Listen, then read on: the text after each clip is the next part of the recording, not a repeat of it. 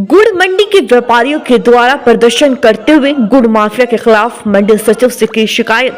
जनपद मुजफ्फरनगर के गुड़ मंडी के व्यापारियों के द्वारा प्रदर्शन करते हुए गुड़ माफिया के खिलाफ मंडी सचिव से मुलाकात की, जहां पर व्यापारी नेता संजय मित्तल एवं संजय मिश्रा के द्वारा कहा कि लगातार एशिया के प्रसिद्ध गुड़ मंडी मुजफ्फरनगर में गुड़ की कमी से व्यापारियों को भारी नुकसान हो रहा है।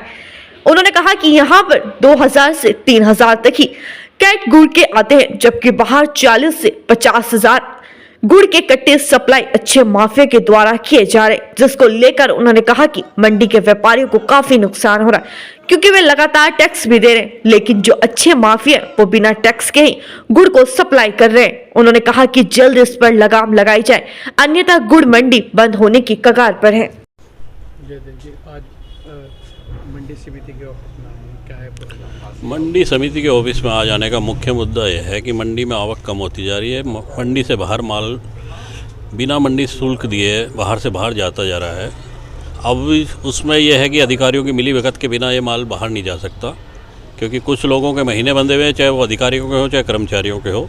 उस वजह से सारी आवक बाहर से बाहर उठ रही है। इसीलिए आज सारे व्यापारी एकत्रित होकर यहाँ मंडी समिति में आए हैं। अगर ये आज हमारे मिल के कुछ समाधान नहीं होता तो इस पर हम आंदोलन करेंगे, यहाँ धरना देंगे और आगे की रणनीति आज सचिव साहब से मिलने के बाद तय होगी। जी, आज मंडी समिति के ऑफिस में आए हैं, किस तरीके का आपका प्रदर्शन है, क्या मांग है? आज हमारा मुख्य मुद्दा जो है, ये जो मंडी है मंडी स्थल, इसको एशिया की सबसे बड़ी मंडी कही जाती है। यहाँ जो गुड़ आता है उसकी आमदनी इस मंडी के अंदर नगण्य हो गई है। 4 से 5 हज़ार कट्टे यहाँ आते हैं और कम से कम 40,000 कट्टे बाहर से बाहर अवैध गुड़ माफियाओं के द्वारा मंडी समिति की चोरी करके बाहर अन्य राज्यों को सप्लाई किए जा रहे हैं। यहाँ का व्यापारी बर्बाद हो चुका है। यहाँ के पल्लेदार मुनीम कर्मचारी जितने हैं उन पर काम की बहुत बड़ी बाधा उनके सामने आ गई है कि व्यापार करें तो करें क्या। अनेकों बार मंडी समितियों को भी और मंडी डायरेक्टर को भी हमने पत्र लिखे, मगर कोई कार्रवाई इस पर नहीं हो रही है। हमें अपनी दुकानों पे ताले मारने के सिवा इसके कुछ बचा नहीं है। आज हम सचिव से यहाँ बात करने के लिए आए हैं और उनका जवाब लेने के लिए आए कि मंडी में आमदनी आएगी या नहीं आएगी। उत्तर प्रदेश के माननीय मुख्यमंत्री योगी आदित्यनाथ जी को भी हमने कई पत्र इसके बारे में लिखे हैं, मगर कोई लगाम अवैध गुड़ माफियाओं पर इस जनपद पर नहीं लग रही है।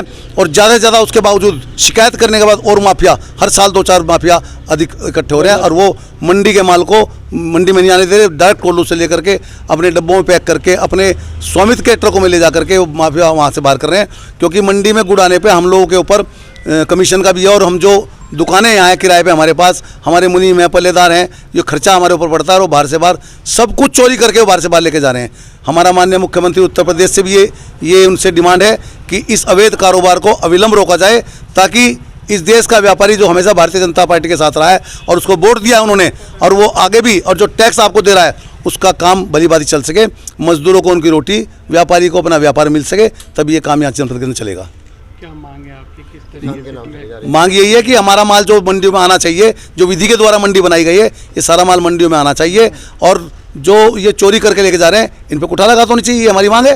तभी हमारा व्यापार, हम तो कम से कम जितनी यहाँ दुकानें मंडी है 50 से 60 साल से इस व्यापार में लोग लगे हुए हैं। इस व्यापार को छोड़कर जाएंगे तो जाएंगे कहाँ?